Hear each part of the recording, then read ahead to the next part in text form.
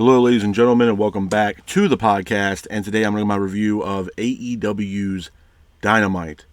Starting off the evening, we have an MJF segment. MJF comes down to the ring. MJF grabs a microphone and says that he is wrestling at the Forbidden Door. He doesn't know against who yet, but MJF will be wrestling at the Forbidden Door, which is absolutely awesome. And it would be great to see him back in the ring in a wrestling capacity with AEW. He also mocks the Elite, as well as Swerve and Will Ospreay. MJF says that he is the face of AEW, which I agree with him on that. After he says that, Roosh is here. Roosh is on the stage. Roosh has a microphone.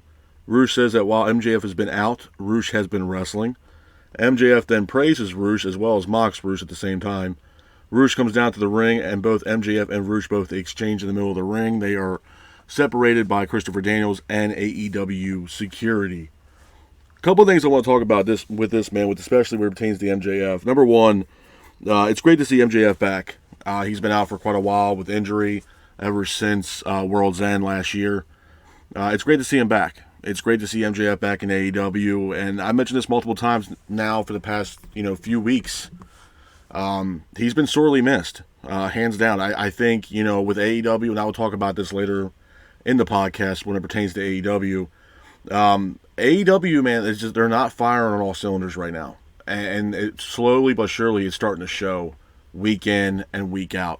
Now, don't get me wrong, I think AEW, as far as pay-per-views are concerned, Tony Khan knocks it out of the park, man, 100%. Every single time, Tony Khan is turning into Mr. Pay-per-view. Every single time AEW has a pay-per-view, he knocks it out the park, hands down. But the weekly episodic television, such as Dynamite or Collision, it's just failing. It's definitely failing. So I think bringing in MJF back to AEW, especially with him being out with a lengthy injury, and having him come back to AEW and obviously cutting that promo last night, I think it was a great addition to AEW. And I think once again MJF is going to be putting this company on his back, as well as and like I said before, I mean there's obviously I talked a lot about Will Ospreay and stuff like that, which I will talk about Will Ospreay at the end of the podcast. But I mean, I think Will Ospreay is another person that's going to be carrying AEW on his back and is the future ace of AEW. And I still strongly believe that, because even in last week's episode, I told you guys, I truly believe that AEW and Tony Khan are pushing Will Ospreay to the moon. Hence the reason why he is getting the title opportunity against Swerve at the Forbidden Door. So, it's crazy, man. I think, like I said earlier, I think AEW and Tony Khan, they're great for pay-per-views, but episodic television, week in and week out, as of late, to me, it's been lacking, hands down. But it was great to see MJF last night. It was great to see him have that segment last night, and it looks like he's putting that locker room on notice. So I'm definitely excited to see him back, and I'm excited to see who MJF might face off against the Forbidden Door. Who is going to be the person that's going to step up to challenge MJF for a match at the Forbidden Door. So I'm definitely looking forward to that. Moving on from that, we go into our first official match of the night. It is a number one contenders match for the international title. It is a fatal four-way matchup. It is Orange Cassidy versus Kyle O'Reilly versus Jay Lethal versus Rey Fenix. I thought this was a good match, man. It was a back-and-forth matchup between Cassidy, O'Reilly, Lethal, and Fenix, with Cassidy trying to keep the pace of the match. Cassidy hits a Stundog Millionaire in the middle of the ring. Lethal then applies a figure-4 leg lock on Orange Cassidy, but the hold is broken. Orange Cassidy then hits an orange punch on O'Reilly. Jay Lethal then gets involved, hits a lethal injection on O'Reilly, and Fenix then hits a roll-up on Jay Lethal, pins him for the 3, and your winner of the match and new number one contender is Rey Fenix. Hats off to Rey Fenix for getting the win in that matchup, and I believe next week Rey Fenix will challenge Will Ospreay for the international title. So it's definitely going to be a great match. Definitely looking forward to that match between Fenix and Will Ospreay. After the match, Trent Beretta and Don Callis come down to the ring. Statlander is here as well. She's in the ring with Orange Cassidy. Then Statlander attacks Orange Cassidy, which then has Willow come out to the ring to save Orange Cassidy. Obviously, there's some unfinished business there between Willow and Chris Statlander. After that, we have a Christopher Daniels segment. Daniels comes down to the ring, grabs a microphone, says that at Forbidden Door, a new TNT champion will be crowned in a ladder match. He also announces that there will be another qualifying match that night for that ladder match. And that qualifying match is next, and that matchup is Mark Briscoe versus Brian Cage in a TNT qualifying matchup. I thought it was a decent match. It was a back-and-forth matchup between Briscoe and Cage, with Briscoe keeping the pace of the match. Briscoe then hits a senton over the ropes to the outside, taking out Brian Cage. Cage then gets up, hits a Liger bomb on Briscoe in the middle of the ring for a near fall, but Briscoe hits a froggy bow off the top rope, pins for the 3, and your winner of the match is Mark Briscoe. Hats off to Mark Briscoe for getting the win in this matchup. Moving on from that, we have the Acclaimed. The Acclaimed come down to the ring. Looks like they're going to have a segment, but they are stopped by the Young Bucks. The Young Bucks are shown on the Titantron after the Acclaimed mock the Young Bucks. And then the Young Bucks tell the Acclaimed that they are off the show and that they are kicked out of the arena. So again, there's a little hostility there between the Acclaimed and the Young Bucks due to the fact that the Acclaimed came down to help Team AEW. Moving on from that, it was announced from AEW and Tony Khan that Mercedes Moné versus Stephanie Vaquer, that match will take place at Forbidden Door, and it will be a title versus title matchup at Forbidden Door. It's going to be a great match. Obviously, Mercedes Moné holds the current TBS championship, and Stephanie Vaquer holds currently the CMLL Women's Championship, as well as the New Japan Strong Women's Championship as well. So it's going to be crazy. It's going to be a great match. I think Stephanie, and I've seen highlights of her in CMLL as well as New Japan Strong. She's a great competitor, a great athlete. It's going to be a hell of a match for Mercedes Moné at Forbidden Door, and I'm definitely looking forward to that matchup. Moving on from that, we go into our next match of the night. It is the Blackpool Combat Club versus Team CMLL. We also get the return of Wheeler Yuta. He's been out with injury. He finally makes a return to AEW last night. The match itself was a decent match, man. It was a back-and-forth matchup between both teams, with the Blackpool Combat Club keeping the pace of the match. Wheeler Yuta ultimately hits the finish, pins for the 3, and your winners of the match are the Blackpool Combat Club. Hats off to the Blackpool Combat Club for getting the win in this matchup. Moving on from that, we go into our next match of the night. Is Mariah May versus Saraya. I thought it was a decent match. It was a back-and-forth matchup between Mariah May and Saraya, with Mariah May keeping the pace of the match. May and Saraya then both exchange in the middle of the ring, but Saraya applies a submission hold on Mariah May, and your winner of the match is Saraya. Hats off to Saraya for getting the win in that matchup. Moving on from that, we have Bryan Danielson backstage. He talks about his career, the fact that his career is coming to an end. He also mentions multiple matches that he's had, multiple opportunities that he's had within AEW, and he's come up short. Multiple title matches and big moments and big matches that he ended up coming up short in during his time in AEW. Danielson also mentions that his time is coming to an end as a full-time wrestler in AEW and just in wrestling in general, and that he wants to make his last run memorable. So, with that being said, Bryan Danielson said that he's going to be entering the Owen Hart Cup tournament. This is a big deal for Danielson. Danielson feels like this is his last shot at big moments, big matches, and an opportunity to get a title opportunity at All In London at Wembley this year in August. So, Bryan Danielson is definitely going to be a top favorite to win this tournament this year and win the Owen Hart Cup tournament and get an opportunity at a title shot. So I'm all for it. I think this was a great deal for Bryan Danielson. I think this is one of the best parts of the night last night when Danielson made this announcement of joining the Owen Hart Cup tournament. And like I told you guys before, when it was announced at the last pay-per-view during the kickoff show, when Tony Khan made the announcement with Martha Hart and Renee Paquette, that, you know, this year's tournament has a lot more importance with the winners from both men and women. If they win, gains them an opportunity at a title shot at All In. It's a big deal. And I think this tournament's going to be awesome. I also said that this tournament should have some high-quality household names in this tournament. And Bryan Danielson is definitely one of those names. I think another name that I wouldn't mind seeing in the tournament is Ricky Starks. I know Ricky Starks is healthy, and he's just waiting to come back into AEW and get, put him in some kind of storyline. I think this would be a perfect way to add Ricky Starks back into the fold with AEW without putting him in a storyline and putting him a part of this tournament. I think it would be best for both parties involved there between Ricky Starks and AEW. So it was a big announcement for Bryan Danielson. But moving on from that, we go into our main event of Dynamite. It is Swerve Strickland defending the AEW title against Roderick Strong. It was a good match. It was a really good match, back-and-forth matchup between Strong and Swerve, with Swerve keeping the pace of the match.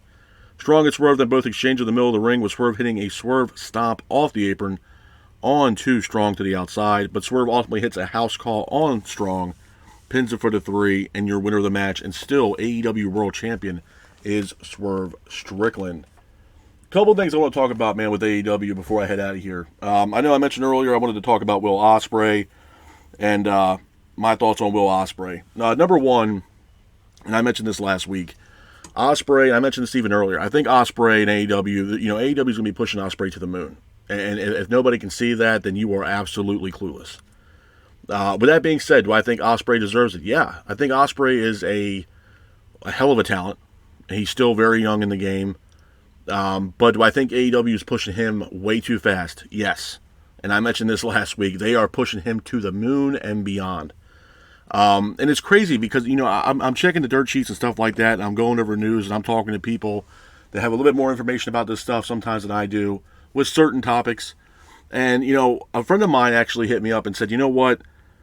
You got to look into this news with Will Ospreay. And I started looking into it, and then, I hear that obviously Ospreay's getting a title shot and title opportunity against Swerve at Forbidden Door, but then, Ospreay's going to be taking some time off. And my thing when I was thinking about it, okay, we had the Forbidden Door, and then we might not see Ospreay after the Forbidden Door until sometime in July, mid-July, or late July, leading up to All In. So, obviously, like I said, they're pushing him to the moon, but what do they do with Ospreay after Forbidden Door? I think it looks like he's going to be taking some time off, taking a sabbatical from AEW and taking about a month off. So, it's just, to me, it's way too fast for Ospreay to get pushed. I think Ospreay needs to, even with him holding the international title, he needs to defend that championship and not be worried about, all right, I'm going to go up against Swerve for the World Championship. Now, do I think the match is going to be complete shit between Swerve and Ospreay? Hell no. I think Ospreay and Swerve is going to tear the house down at Forbidden Door on the 30th of June. I think that match is going to be incredible. But do I think it was too soon to book this match? Hell yeah. I think it was way too soon. The other thing I want to talk about, too, is just, AEW as a whole, man. I think, the past 2 episodes, and I mentioned this earlier, man. I mean, AEW is lacking, in my opinion, creative direction on their weekly episodic television. It just goes. It's starting to show week in and week out. I know a lot of people are like, oh well, maybe you need to give it a break and give it a chance and all that. I mean, for what it's worth, I'm giving it a chance. I'm riding until the wheels fall off with AEW, and the wheels hopefully they never fall off for AEW. But I'm sitting there watching AEW last night, and then I kept thinking about how Nitro used to look in the 1999-2000 era, and that's what I'm starting to get, man. Those are the vibes I'm getting from AEW. There's no sense of direction or any kind of creative for AEW, hands down. And I even looked at the other aspect too, that a lot of people were talking about Jamie Hayter, and when are we going to see Jamie Hayter? But I also found an information about Hayter that you're not going to see Jamie Hayter depending on what happens with Britt Baker. To me, I think that's complete bullshit.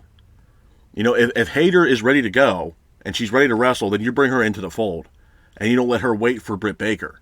To me, that's an AEW Tony Khan move that I'm not too keen on. If she's healthy and she's ready to go, then you bring her. You bring her in. I don't know what the hell's going on with Britt Baker. I really don't. In my defense, I didn't think Baker was injured.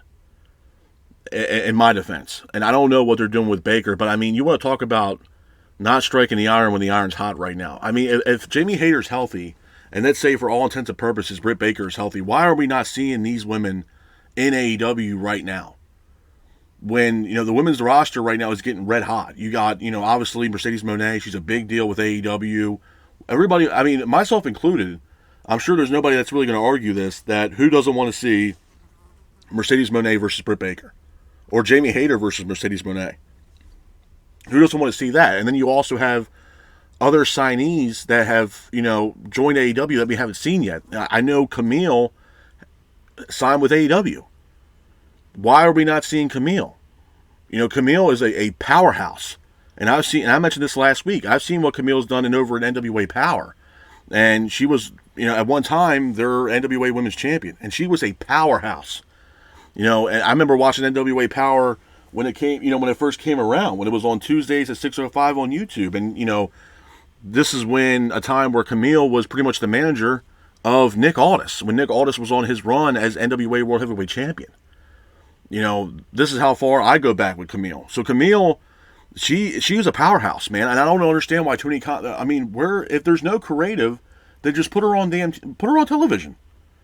That's my biggest downsides and biggest thing I have with AEW is, do they have the talent? Absolutely. AEW has talent out the wazoo, man. To be honest with you, AEW has talent that people haven't even seen yet, or really got the understanding and the grasp of how good these individuals are, because you're not really seeing them on television.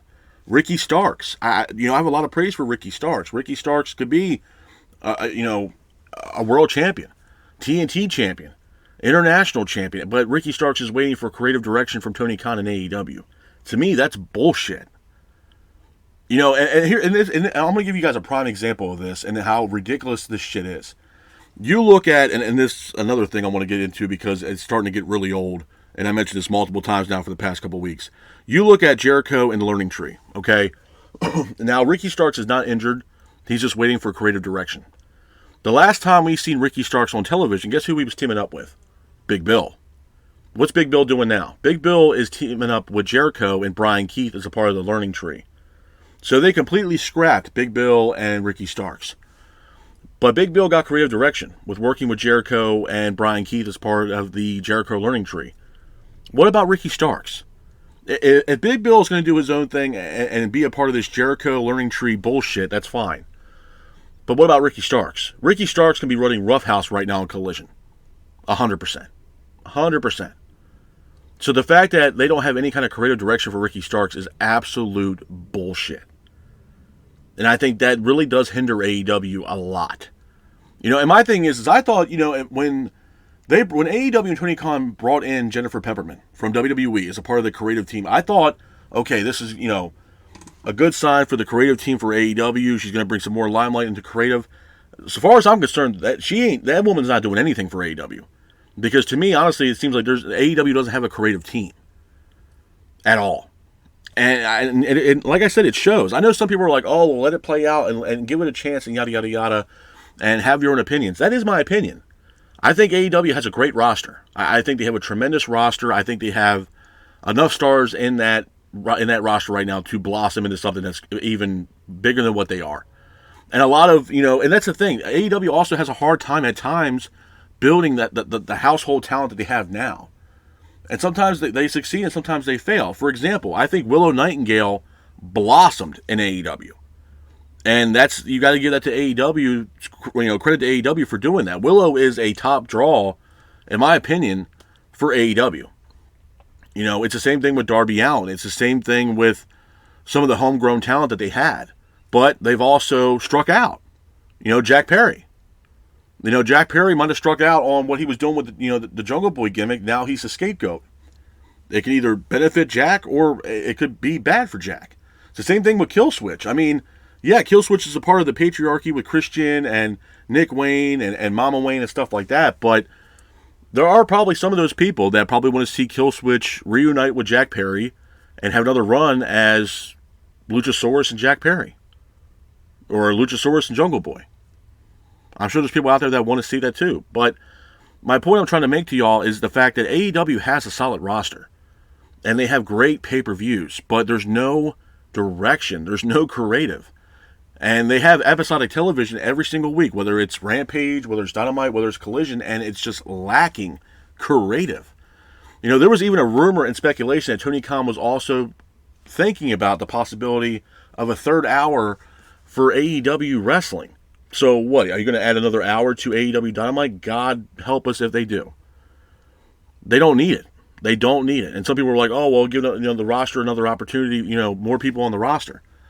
What is it going to matter if there's no direction, if there's no creative? Oh, yeah, we saw Ricky Starks, but where's it going? You know what I mean? Like, there needs to be direction on where these men and women are going, because right now, no one's really getting invested. I mean, prime example, how many times can you guys actually count on your hands that when it came down to a women's match for a pay-per-view that you were actually fully on invested in and said, wow, this storyline really was awesome, and then we get the final product of this pay-per-view match, and you know what? It all just gelled perfectly together. I honestly can't say that it did. Mercedes Moné versus Willow, yeah, there's a story there. Obviously, there's a little heat there between Mercedes and Willow injured Mercedes Moné at a New Japan Strong show where a lot of people thought, including Mercedes, that she was never going to wrestle again. So the story kind of writes itself. But they could have done a hell of a lot more with that than what they did. Toni Storm, I think it was Toni Storm versus Deonna Purrazzo. The story wasn't that great. Then you have Toni Storm versus Hikaru Shida. I remember that match. There was no build to that shit at all. At all. So how are we as fans are supposed to be invested in that matchup? Now, I think Toni Storm is great. I think Toni Storm is one of the best wrestlers on AEW. The timeless Toni Storm character is awesome. It's hilarious. There's comedy to it. And Toni Storm can wrestle. That girl can wrestle. Hence the reason why she's the current AEW Women's Champion. But, you know, my thing is, even with Toni Storm, you know, what's going to be next for Toni Storm as far as a challenger for the AEW Women's Championship as far as a top competitor? You had Serena Deeb come in after a 15th-month layoff, obviously dealing with medical stuff and everything else like that. And I'm glad she's healthy and I'm glad she's back. But there was even some people that were pissed off that Deeb didn't walk out of Double or Nothing with that belt. I don't know why. I don't know. I don't think Serena Deeb was worthy of a title shot, to be honest with you. And I stand behind that. I don't think that she was meant to walk out of Double or Nothing with that belt. It's going to take a top name to defeat Toni Storm for that belt. Because right now, Toni Storm and what she's doing for the AEW Women's Championship and that AEW's women's locker room, she's carrying that locker room on her back. And people will say, oh, it's Monet. No. Hell no, it's not Mercedes Monet. No. Mercedes Monet, besides Willow, this match that she has with Stephanie Vaquer at Forbidden Door is going to be her toughest challenge yet. And Stephanie's not even a part of the AEW roster. So, again, it's just one of those things where AEW needs to really look into creative and have a creative team, a writing team. It needs to happen. You know, I know AEW is in contract talks, and I talked about this last week as well with, you know, the TV rights deal with Time Warner and what that entails or what it should entail. And my standpoint's the same. You know, creative needs to be better, and obviously HBO Max needs to be a part of that deal. Hands down. You had the catalog. You guys have been around for like 4 or 5 years now. You had the catalog. Put the pay-per-views on HBO Max. You know, kind of what WWE is doing right now with the PLEs. They put it on Peacock and stuff like that. So I don't understand why AEW possibly couldn't entertain that same idea. You know, like I said, I'm not sitting here saying that, oh, you know, I'm bashing AEW and all this. There's no tribalism with me, man. I'm just stating the facts. You know, everybody can say, oh, Strong and Swerve was a great match. Yeah, it was a great match. It was a great match. Now, did it make logical sense as far as storyline's concerned? No. I know some people are like, oh, let it play out. Play out to what? Play out to what? Strong lost his match against Ospreay at Double or Nothing. Lost the belt. Lost the match. Clean. All of a sudden, a couple weeks later, he gets a title opportunity against Swerve Strickland for the AEW World Championship. Why? He lost clean against Ospreay. So you lose the International Championship, and then 3 weeks later, you get an automatic title shot against Swerve for the AEW World Championship. That's bullshit. I think that's ridiculous. There needs to be direction. And I hate when people are saying, oh, well, let it play out. Let it play out. Play out to what? Play out to what? What is it doing? It's not... If anything, if we're going to come down to the brass tacks of this, was it a good match? Yeah, it was a great match. It was a great match. A match that meant nothing but a great match. And I said this the same thing about Swerve. I have all the respect and admiration for Swerve. I think Swerve is a great champion. I think he's doing a hell of a job with defending that belt. And he's trying to do his best to carry that belt and carry that company on his back. I have a lot of respect and praise for Swerve. I think Swerve's doing a hell of a job right now in AEW. I think what Swerve's done in AEW has been the best in-ring stuff we've seen from Swerve his entire career. Hands down. Hands down. And there's no disrespect toward Roderick Strong, but what have you done to give yourself an opportunity for a title shot when you just lost your title against Will Ospreay at Double or Nothing a couple weeks ago? And all of a sudden now you're slotted in to challenge Swerve for an AEW title shot? I don't see it, man. I don't see it. And like I said, it's one of the things I hate about when people say, well, let it play out. Let it play out. Play out to what? There's no storyline between Strong and Swerve. There's no storyline there.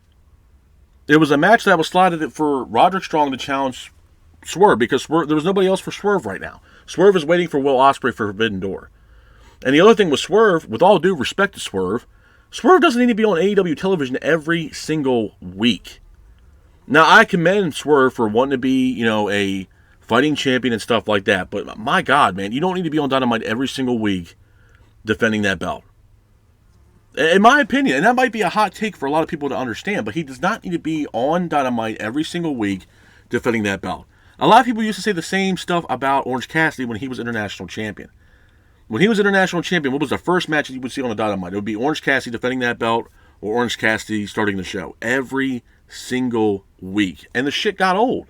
It got old quick. AEW needs to change things up. And I thought for sure, after the pay-per-view, even the last pay-per-view before that, AEW was going to hit the reset button. That didn't happen. That did not happen at all.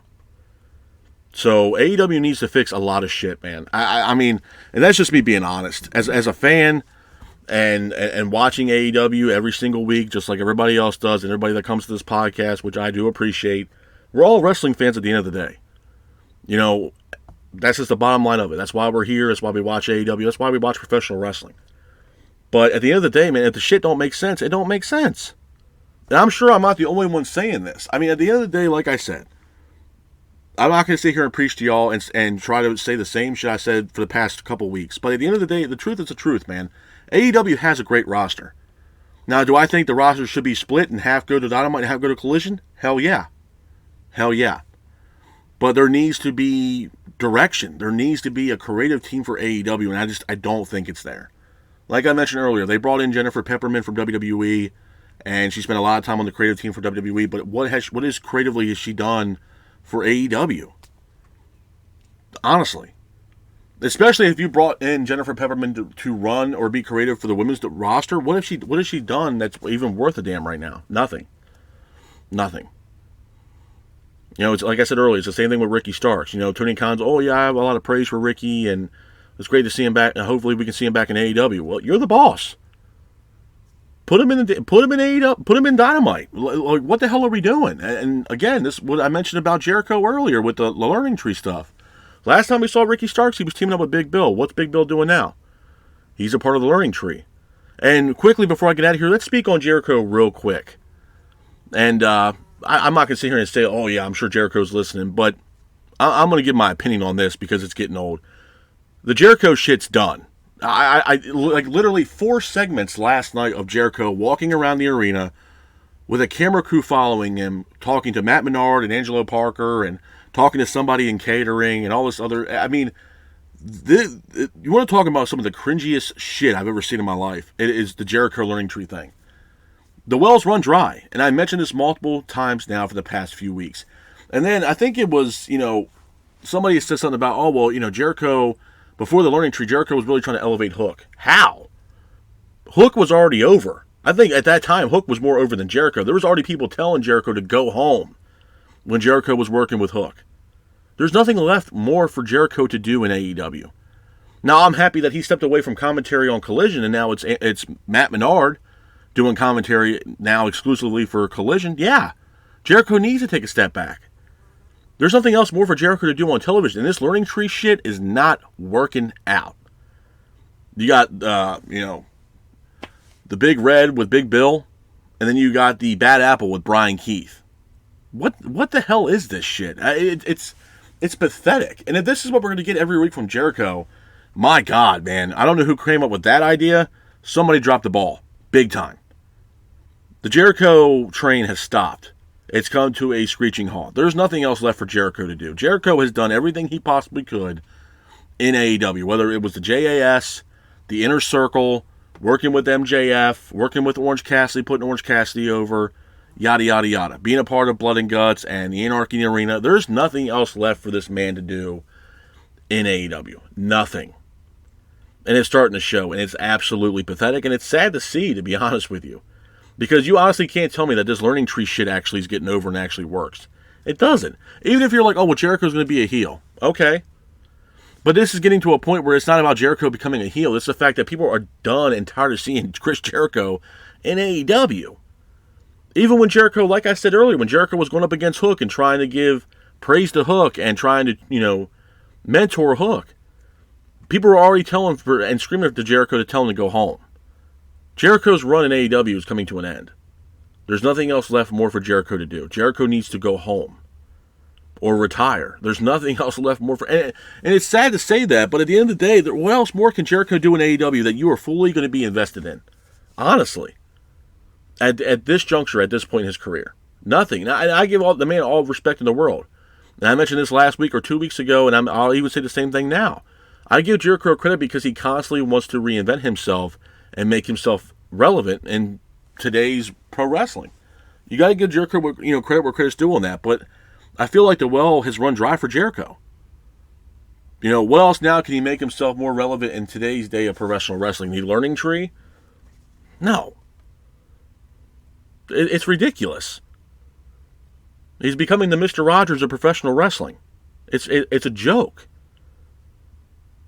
And I feel like Jericho is just doing what he can to just shove this in people's faces because, you know what, I'm Chris Jericho, and Tony Khan's not going to tell me no. And it's showing. It's just the bottom line of it. AEW needs to hit the reset button. I don't know where that button is or who Tony Khan needs to talk to or vice versa, but it needs to happen. Because AEW is hurting, man. AEW is hurting. And you can't tell, and I'm not a ratings fan. I don't cover the ratings for AEW or WWE, but you can't honestly tell me right now that those ratings that are in the toilet for AEW, that Time Warner and the Warner Media execs are not looking at that shit. Damn well they're looking at that shit because they want to make money. I know some people are saying, oh, well, obviously the TV rights deal is coming up for AEW. It might be 5-6 year deal. Some people are saying $700 million. Wow. That's a lot of money. That's a lot of money. But, again, you have to look at the narrative here.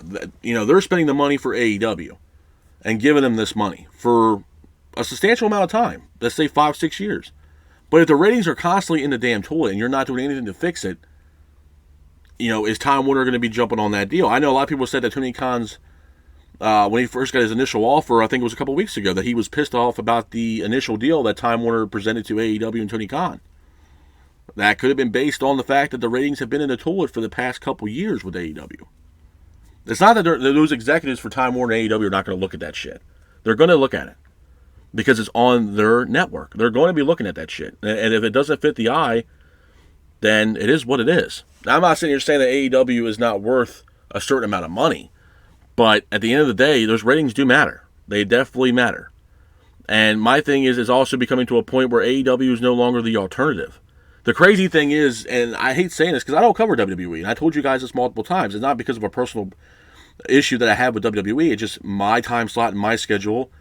It doesn't really correlate with my personal schedule, but I never ruled out never covering WWE at all, ever. But at the end of the day, when AEW came into existence, the whole thing that the Young Bucks and Tony Khan presented to us fans was that this was going to be something that's going to change the wrestling world. We're going to be the alternative. Okay. I feel like as of late, with WWE and AEW, it's been completely reversed, where now WWE is the alternative and AEW is no longer the alternative. People are genuinely excited to see what WWE is doing right now because WWE is red hot and they're firing all cylinders right now. You got the Clash at the Castle coming up. It's going to be a great matches on that card. Obviously WWE is going more global. They just went to France for Backlash. It was a great event. The fans in France were absolutely awesome. Absolutely awesome. And now they're going to go to Scotland. I think Glasgow, Scotland, to have the Clash at the Castle. It's going to be a big deal. It's going to be a big, big deal. And I think AEW is playing second fiddle to WWE. I do. Now, who knows? My thing is, if Vince was still in control of WWE, then obviously a lot more people would be talking about AEW. But I think once Vince left and Triple H was taking over, Paul Levesque, and be a part of more of the creative, because obviously there is creative there in WWE rather than AEW, the shows are just coming out a lot better, man. A lot better. The shows have a lot more substance, and any fan of professional wrestling can get behind these storylines, man. I mean, look at the storyline that WWE had up until WrestleMania this past year with Cody and the Bloodline. It was a great, great storyline, and that storyline spanned for a year. With the back and forth banter between Cody and Roman and Cody and Paul Heyman, and then we get the final product of that probably the greatest WrestleMania main event of all time, between Roman and The Rock. I mean, the names that were involved in that match, from, The Rock, obviously, to John Cena, to The Undertaker. I mean, that main event match at WrestleMania in Philly was absolutely awesome. Memorable WrestleMania moment and match. So you can't knock WWE for that. And it's the same thing I told you guys last week. Am I still considering covering NXT as far as the NXT Battleground event? Yeah, I am. Because I'm interested in what NXT is doing right now with TNA. I know some people are saying that, well, NXT might purchase TNA. I don't think that's going to happen. But there definitely could be a working relationship here back and forth between NXT and TNA. And Jordan Grace is the flagship bearer right now for TNA with this possible working relationship between both TNA and NXT. And I think it's going to work very well for both parties. I do. Where we can also see NXT talent going over to a TNA event and challenging somebody from, whether it's Josh Alexander or Moose or something like that can challenge somebody over there in TNA. So I think it works for both parties. And this was something that if Vince was still in control with WWE, this never would have been a thought, a possibility of happening if Vince was still in control with WWE. Now that, Triple H is taking over, they want to expand, man. They want to work with other companies because right now AEW is doing that with obviously New Japan Pro Wrestling and CMLL and now Stardom as well. So Triple H sees that as like, you know what, I'm going to throw my hat in the ring and see what I can do. And now they're possibly working with TNA, which is a big deal for both NXT and TNA. So that's why I'm excited to possibly cover NXT Battleground. I believe it's going to be this Sunday. So, again, there's no tribalism here at all. I want good wrestling. And this is a time where wrestling should be great. This is a renaissance for professional wrestling. We haven't seen another professional wrestling company in the States wrestling besides, back in the day in the early 90s with WWE and WCW.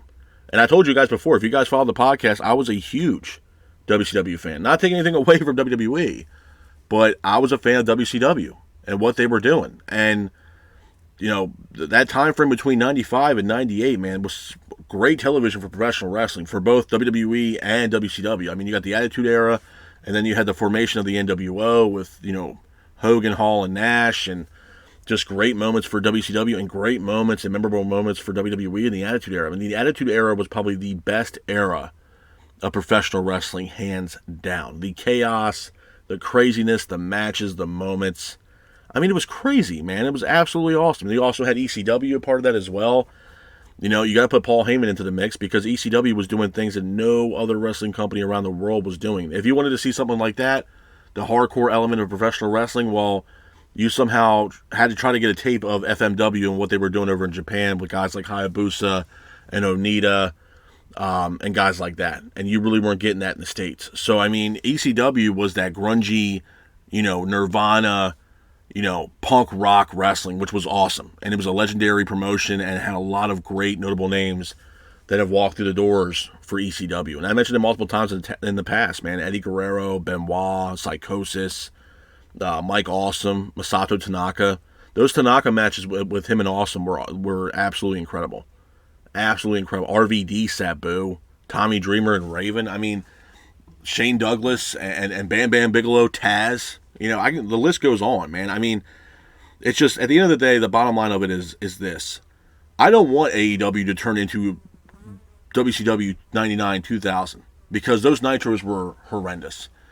And we live in a different age now. We live in an age of professional wrestling where there's a lot of talent that are doing way more crazier shit than what people were doing back in the late 90s. Hands down. And AEW has the talent. I mean, the talent AEW has, in my honest opinion, can match the talent for WWE, in my honest opinion. And that might be a hard take, but I truly believe that. There's some WWE talent right now that their contracts are coming up and they're going to become free agents. And I'm not talking about Becky Lynch. I know a lot of people are talking about Ricochet. Well, there's a chance Ricochet can come over to AEW, but I feel like there's no ceiling for Ricochet. I don't believe that. I think Ricochet would fit the mold perfectly with AEW, and I think there's a lot of matches Ricochet could have in AEW that would be memorable matches. Will Ospreay, rematch between Ospreay and Ricochet. You got Ricochet versus Rey Fenix. You got Ricochet versus Darby Allin. There's a lot of good matches on the table for Ricochet. Ricochet versus Kenny Omega. The matches for Ricochet are endless in AEW. I know Chad Gable, for what I understand, is going to become a free agent. And I know he has a match at the Clash of the Castle, but that might just be a handshake deal. I don't know. Maybe he is going to test free agency and see what he can get. God bless him for it. But AEW needs to hit the reset button, man. I think last night's show really wasn't that great. It really wasn't. It had no substance. There was no creative direction for the show. I'm not going to sit here and completely shit on the match between Swerve and Strong. I think it was a great match. It was a great match. But my thing is where are we going next? And I know some people, like I mentioned multiple times now, that, oh, just give it time, give it time, give it time for what? There ain't no damn storyline here between Strong and Swerve, and if there was, why now? Especially when Swerve's going into a storyline or a good match with Will Ospreay Forbidden Door in about 2 weeks, 2.5 weeks. That literally, to me, last night's Dynamite was something that Tony Khan had wrote on a piece of paper and threw it against the wall and hoped something stuck. And something stick. That's what he was hoping for. Bullshit creative and honestly, bullshit booking. That's just my honest opinion. I hate breaking it to y'all, but that's the God honest truth. I think AEW needs to hit the reset button immediately. And we start from scratch. And we start fresh. I think that's exactly what AEW needs to do. But I'm not going to sit here and lie to y'all and say, oh yeah, Dynamite show was a great show last night. No. Hell no. AEW and their shows need help. Hands down. I mean, if people have their own opinion, that's fine. That's my opinion. They have the talent. They have a great roster. A roster that's severely bloated. They have a great roster, but I feel like they have no direction. No storylines, no creative build towards these matches, in my honest opinion. And I think that's ultimately hurting AEW because us as fans, it's really hard to get invested in these matches because there's no storyline, there's no build-up towards these matches. It just doesn't happen for AEW. And that's the most unfortunate thing for that company right now, with no creative, in my honest opinion. But with that being said, this is my review of AEW's Dynamite. I hope you guys are out there staying safe. Be careful, and remember,